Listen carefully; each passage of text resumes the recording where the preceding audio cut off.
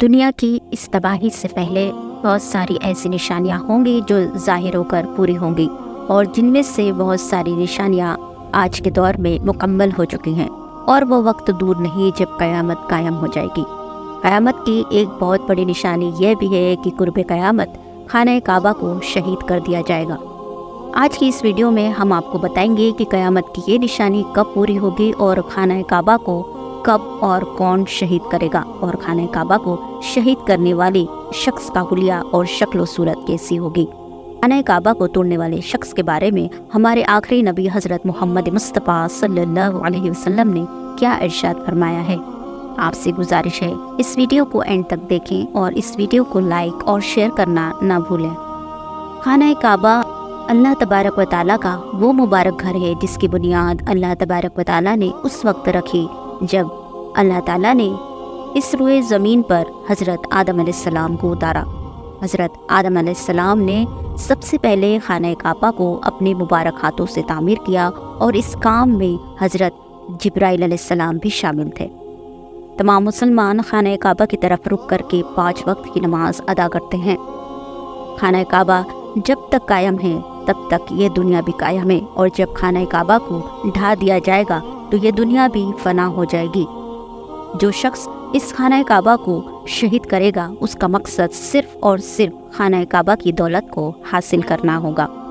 میرے آقا مدینے والے مصطفیٰ صلی اللہ علیہ وسلم کی احادیث میں آیا کہ حبشہ کو چھوڑے رہو جب تک وہ یمن چھوڑے رہے، کیونکہ کعبے کا خزانہ نہ نکالے گا مگر حبشہ کا ایک چھوٹی پنڈلیوں والا، کعبے کو گرانے والا ایک غیر مسلم حبشی۔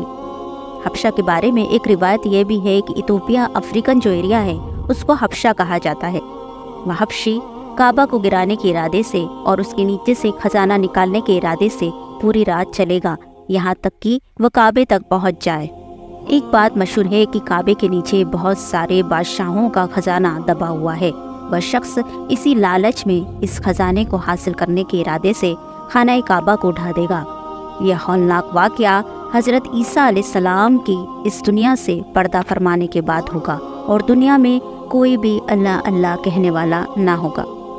حبشی شخص کا نام ذوالسویقتین ہوگا۔ اس کو یہ نام اس وجہ سے دیا جائے گا کہ یہ 2 چھوٹی پنڈلیوں والا شخص ہوگا، اور اس طرح جب خانہ کعبہ کو ڈھا دے گا اور اس کے تمام خزانے کو لوٹ لے گا۔ یہ حبشی خانہ کعبہ کے ایک ایک پتھر کو گرا دے گا اور اس کے غلاف کو اتار دے گا، اور خانہ کعبہ کے تمام خزانوں کو لوٹ لے گا۔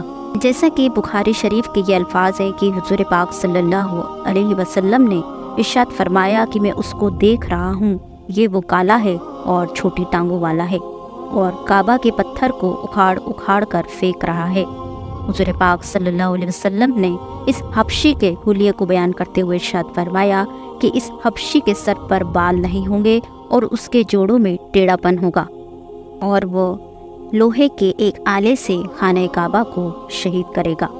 اب بات کرتے ہیں کہ خانہ کعبہ کو آخر کب گرایا جائے گا، اور ایسی نوبت کب آئے گی کہ جب یہ شخص خانہ کعبہ پر حملہ کرے گا اور خانہ کعبہ کو گرانے میں کامیاب ہو جائے گا۔ حضور پاک صلی اللہ علیہ وسلم نے ارشاد فرمایا کہ ایسا وقت آئے گا کہ اس گھر کی حرمت کو اس کے رہنے والے ہی پامال کریں گے۔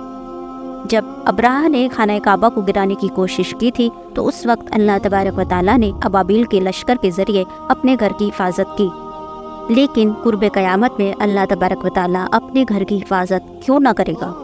اس کے بارے میں روایت میں آتا ہے کہ جب ابراہ نے مکہ مکرمہ پر حملہ کرنے کی کوشش کی تھی تو اس وقت مکہ میں رہنے والے لوگ کافر تو تھے، لیکن وہ کعبے کی حرمت اور عزت کیا کرتے تھے۔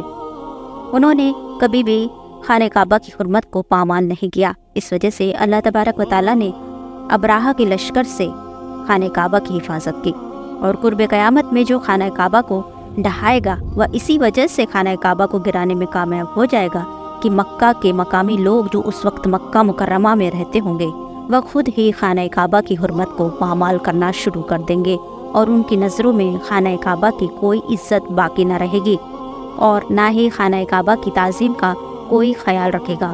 اور اس طرح جب لوگ خانہ کعبہ کی تعظیم کرنا چھوڑ دیں گے تو اللہ تبارک و تعالیٰ اپنے اس گھر کو اس دنیا سے اٹھا لے گا۔